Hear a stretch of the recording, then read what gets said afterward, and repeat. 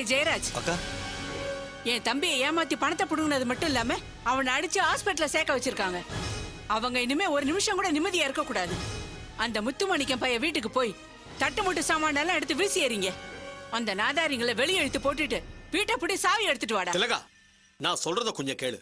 முதல்ல உன் தம்பிக்கு உடம்பு குணமாகி வீட்டுக்கு போகட்டும், அப்புறம் இதெல்லாம் வச்சுக்கலாம். அட நீங்க சும்மா இருங்க.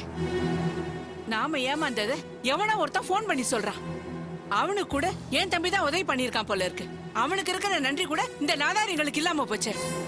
ஏதோ வருமே ஏதாவது குடுங்கன்னு கேட்டிருந்தா இதை விட அதிகமா கொடுத்திருப்பனே. குடும்பமே சேர்ந்து நம்மளை ஏமாத்தி இருக்கு. அவங்கள விடக்கூடாது. ஒட்டுமொத்த குடும்பத்தையும் தெருவில் நிறுத்தினாதான் எனக்கு நிம்மதி. ஜெயராஜ், நம்ம ஆளுங்களை கூட்டிட்டு போடா. டேய் வாங்கடா.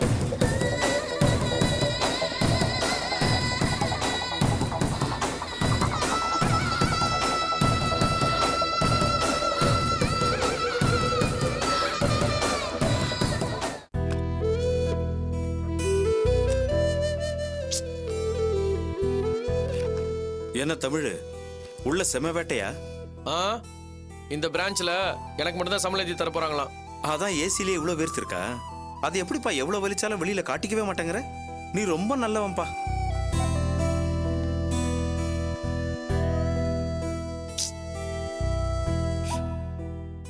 ஐயோ, மேனேஜர் ரூம்ல இருக்கும்போது யாரோ அப்பப்ப ஃபோன் பண்ணிட்டே இருந்தாங்க. யாரா இருக்கும்? லேண்ட்லைன் நம்பரா இருக்கு.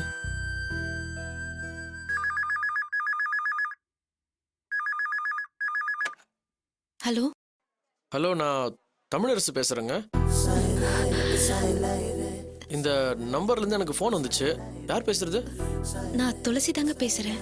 துளசி, நீங்களா? ஐயோ, ரொம்ப சாரிங்க. நான் மீட்டிங்ல பிஸியா இருந்தேன். திடீர்னு ஃபோன் வந்ததும் டிஸ்டர்ப் ஆகி திட்டி வச்சுட்டேன். வெரி சாரிங்க. இல்லையே, பாட்டி உங்களுக்கு ஃபோன் போட்டுட்டே இருந்தாங்க. நான் ரிசீவரை வாங்கி கட் பண்ணிட்டேன். அவங்க உங்ககிட்ட பேசவே இல்லையே. பேசலையா? ஆமா. அப்ப நான் யாரை திட்டினேன்? முதல்ல நீங்க திட்டின நம்பருக்கு ஃபோன் பண்ணி சாரி கேளுங்க. பாவம், அவங்க மனசு கஷ்டப்பட்டிருப்பாங்கல்ல. அது இருக்கட்டும், அப்புறம் பாத்துக்கலாம். நான் என்னவோ உங்களை தான் திட்டேனோன்னு ரொம்ப பயந்துட்டேன். என்னங்க எதுவுமே பேசாம ரொம்ப அமைதியா இருக்கீங்க? என்னை திட்டினாலும் பரவாயில்ல, அதுல ஒன்றும் தப்பு இல்லை. உங்களுக்கு அந்த உரிமை இருக்கு.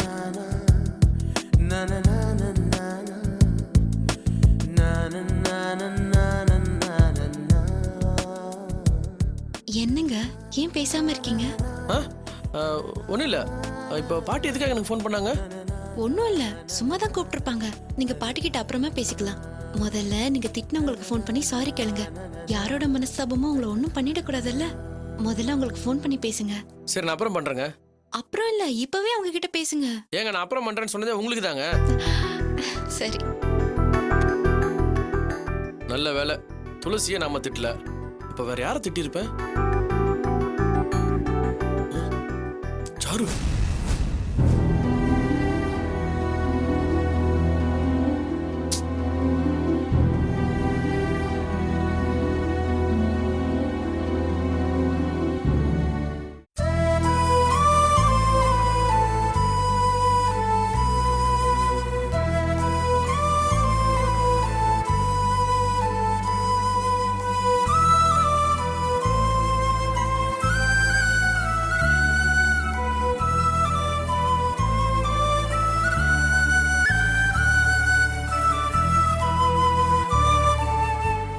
இப்படி பிரச்சனை மேல பிரச்சனை வந்துகிட்டே இருந்தா என்ன பண்றது? அந்த ஆனந்த் பையன் நான் இருக்கும்போது வந்திருந்தா என்ன ஆனாலும் பரவாயில்லன்னு சட்டையை பிடிச்சு 4 சாத்து சாத்திருப்பேன்.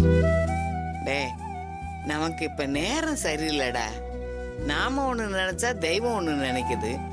எதுவா இருந்தாலும் கொஞ்ச நாளைக்கு பொறுமையாரு. துளசி விஷயத்துல இப்பதான் கடவுள் கண்ணை திறந்திருக்காரு. நீ துளசிய பத்தி இப்பவாவது புரிஞ்சுக்கிட்டியே, அதுவே அவளுக்கு ஒரு நல்ல ஆரம்பமா இருக்கு. நீ அவ மேல கரிசனம் காட்டின மறு நிமிஷமே அவளுக்கு அவ ஆசைப்பட்ட மாதிரி படிப்பு கிடைச்சிருக்கு. இனிமே ஒன்னொன்னா எல்லாம் சரியா போயிரும். அந்த மோகம் போய எங்க இருந்தோ அவகிட்ட போன்ல பேசினா, அவன் எங்கேயோ பத்திரமா இருக்கான்னாவது நமக்கு ஒரு ஆறுதல் வந்தது. மோகம் எப்படியும் வந்துருவான். அவன் வந்ததும் அவன் கையில இருக்க பணத்தை வாங்கி வேலாயுதம் அக்கா மூஞ்சிலே வீசி எரிஞ்சிட்டு வா. அத்தோட நம்மள பிடிச்ச பீட ஒளியட்டும். அம்மா, அவனை பத்தி பேசாத. எனக்கு கெட்ட கோவம் வரும். அவனால தானே எல்லாம் வந்துச்சு. அவனை கண்டிச்சு வளர்த்திருந்தா எல்லாம் சரியா இருந்திருக்கும். அப்பா நீங்க கோவப்படாதீங்கப்பா. மோகன் வந்ததும் சண்டை போட்டு பிரச்சனை பண்ணிடாதீங்க. அவன் பண்ண தப்ப கேட்காம இருந்ததுனால தானே இப்படி ஆயிட்டான். ஏதோ தெரியாம பண்ணிட்டான்ப்பா. அவன் வயசு அப்படி. மெதுவா பேசிதான் அவனை திருத்த பார்க்கணும். மோகன் நீங்க ஏதாவது சொன்னீங்கன்னா சித்தியால பொறுத்துக்க முடியாது. அவங்க ஏதாவது பேசி மறுபடியும் அவங்க உடம்பு சரியில்லாம போயிட்டா என்னப்பா பண்றது? அதனாலதான் சொல்றேன், கொஞ்சம் பொறுமையா இருங்கப்பா. பத்மா எங்க? தெரியலப்பா, என்கிட்ட எதுவும் சொல்லிட்டு போல. கடைக்கு எங்கேயாவது போயிருப்பாங்க.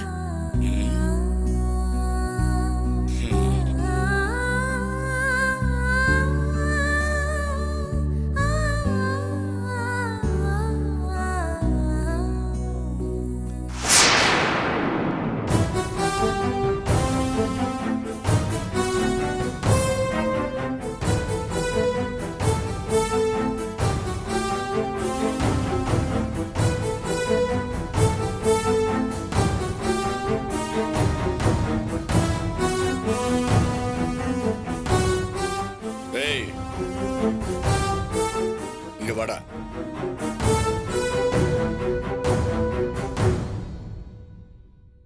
கல்யாண தண்ணிக்கு போனவன் இன்னைக்கு தான் வர. சரி விடு. பணம் எங்க? ஒன்னு தண்டா கேக்குறேன். பணம் எங்க? பணமா? எந்த பணம்ப்பா? வேண்டாம் வேண்டாம்டா, வேண்டாம். நான் கோவப்படக்கூடாதுன்னு ரொம்ப அமைதியா இருக்கேன். என்ன சோதிக்காம பணத்தை ஒழுங்கா கொடுத்துரு. என்னடா பாக்குற? ஏற்கனவே பீரோல இருந்த பணத்தை ஒளிச்சு வச்சது நீதானே? எடுத்த பணத்தை திருப்பி கொடுத்துரு. என்னப்பா சொல்றீங்க? பணம் எங்கன்னு கேட்டாலும் பரவாயில்ல, நான் தான் அந்த பணத்தை எடுத்தேன்னு கன்ஃபார்ம் பண்ணி கேக்குறீங்க. எனக்கு எதுக்குப்பா அந்த பணம்? நீங்க என்ன இன்ஜினியர் ஆக்க போறேன்னு சொல்லி எடுத்து வச்ச பணம் தானே அது. நான் ஏன் அதை எடுக்க போறேன்? வேண்டாம் வேண்டாம்டா. இந்த குடும்பம் இப்ப இருக்கிற நிலைமை உனக்கு தெரியாது. அதை புரிஞ்சுக்கிட்டு அந்த பணத்தை கொடுத்துரு. என்னப்பா விளையாடுறீங்களா? நீங்க சந்தேகப்படுற மாதிரி நான் எடுத்திருந்தா தானே அதை எடுத்து தர முடியும். எனக்கு அதை பத்தி எதுவும் தெரியாது.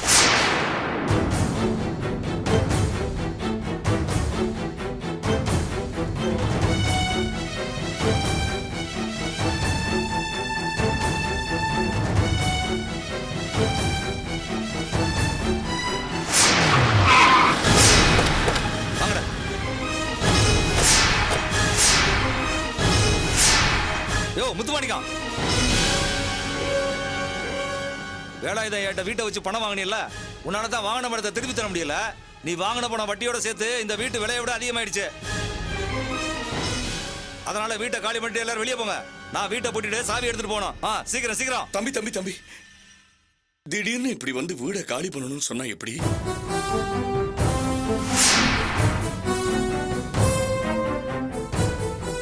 ரெண்டு வயசு பொண்ணுங்களை வச்சுக்கிட்டு நான் எங்க போவேன் சொல்லுங்க?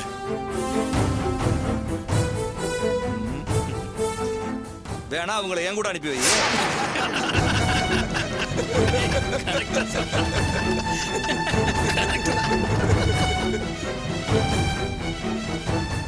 நான் ஐயா கிட்ட வாங்கின பணத்தை எப்படியாவது திருப்பி கொடுத்துறேன்.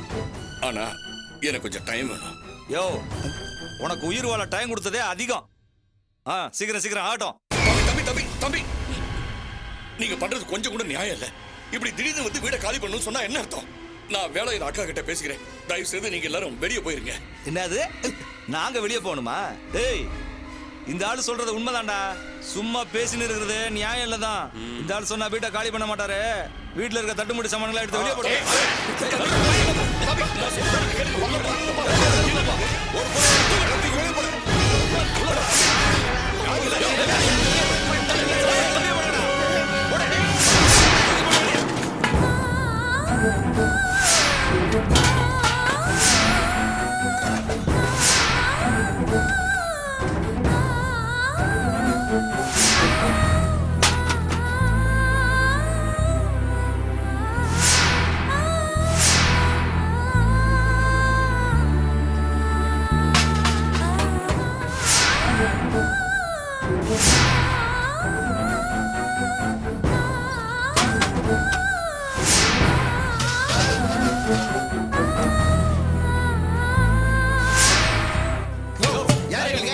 பிரச்சனைங்க ஆ?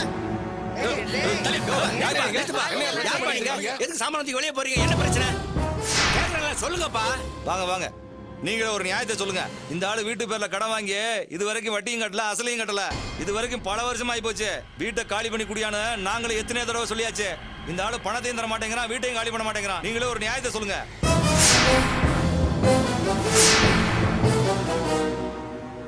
சரிங்க, நியாயமா என்ன பண்ணுமா அத பண்ணுங்க. இப்படி வீடு பூந்து கலாட்ட பண்ணா என்ன அர்த்தம்? அக்கா நீ சும்மா இருக்கா? உனக்கு ஒண்ணும் தெரியாது. நிறுத்தியா? நாங்க இந்த வீடு மேல கடன் வாங்குனதுக்கு என்ன சாட்சி இருக்கு? சாட்சியா? ஏன் உனக்கு தெரியாதே? இல்ல உன் புருஷனுக்கு தெரியாது? அப்பப்ப ஐயாட்ட வந்து பணம் வாங்கிட்டு போனது இவன் தானே? உன் புருஷன்ட்ட கேளு. யோ, முதல்ல எங்க வீட்டு பத்திரத்தை எடுத்துட்டு வா, அப்புறம் காலி பண்றத பத்தி யோசிக்கலாம் போ.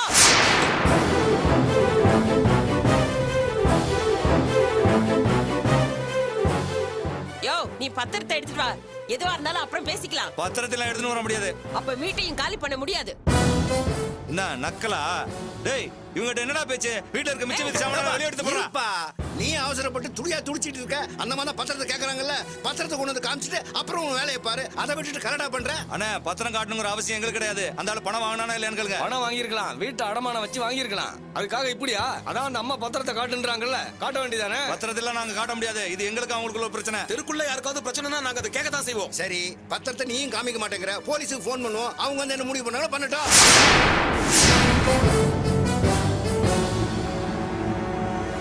போய் பத்திரத்தை எடுத்துட்டு வா. வீட்டை காலி பண்றதா பணத்தை செட்டில் பண்றதான்னு அப்புறமா முடிவு பண்ணிக்கலாம்.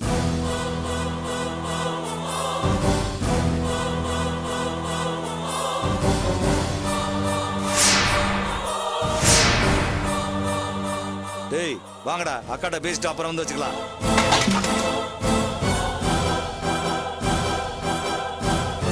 ஐயா ரொம்ப நன்றிங்க ஐயா. வரங்க.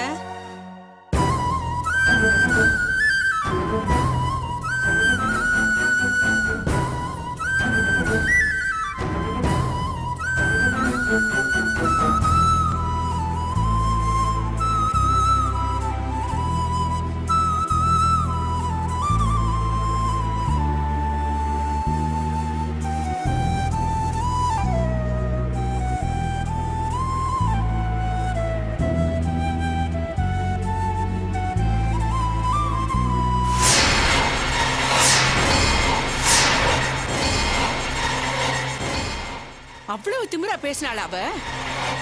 சும்மா வாட விட்டுட்டு வந்தீங்க அவளை? வண்டியில தூக்கி போட்டுட்டு வந்திருக்க வேண்டியதானே? அக்கா, அக்கம் பக்கத்துல இருந்து ஆளுங்க வந்துட்டாங்க அக்கா. இல்ல நாங்களே காலி பண்ணிட்டு வந்திருப்போக்கா. பத்திரம் கேக்குறாளா? பத்திரம் தம்பி எழுந்திருச்சாதானே பத்திரம் கிடைக்கும்னு திமிரா நினைச்சிட்டா போல இருக்கு.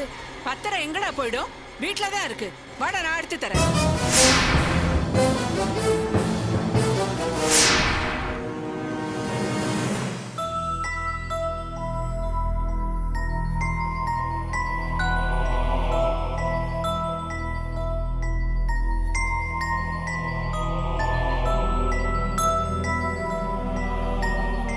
ஏன் பத்மா வேலாயுத ஆட்கள்கிட்ட அப்படி பேசுனேன்? நான் அவங்க கையிலயாவது காலியாவது விழுந்து தவணை கேட்டிருப்பேன்ல. அவங்க கோவமா போயிட்டாங்க. இப்ப ஏதாவது பண்ணாங்கன்னா உங்க எல்லாரையும் கொண்டு போய் நான் எங்க வைக்கிறது? அவசரப்பட்டு நீ வார்த்தைகளை விட்டுட்ட பத்மா. உங்களை காப்பாத்தணும்னு நினைச்சுதான் அப்படி பேசினேன். அது கூட தப்பா? எனக்கு தெரியும், அந்த பத்திரம் வேலாயுதம் உயிரோட எந்திரிச்சு வந்தாதான் கிடைக்கும். மோகன், பாத்தியட மோகன் எப்படி வந்து கத்துனாங்கன்னு. அம்மா, பவித்ரா, துளசி, பாட்டி ஒண்ணு எப்படிடா உங்க எல்லாரையும் தெருவுல நிக்க வைக்க முடியும்? டேய் சொல்லுடா, பணத்தை எங்கடா வச்சிருக்க? மோகன், பெரிய பிரச்சனையா இருக்குடா. என் நிலைமை வேற ரொம்ப மோசமா இருக்கு. சொல்லுடா, அந்த பணம் எங்க?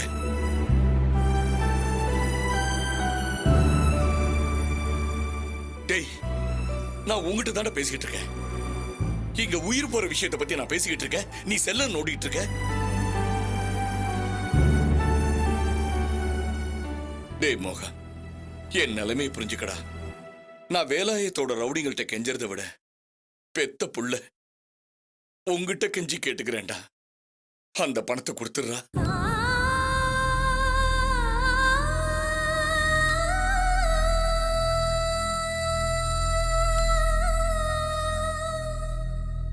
மோகா, இதுக்கு மேலேயும் நான் உன்னை கெஞ்சணும்னா உன் காலில் விடுறதுக்கு கூட நான் தயாரா இருக்கேன்டா.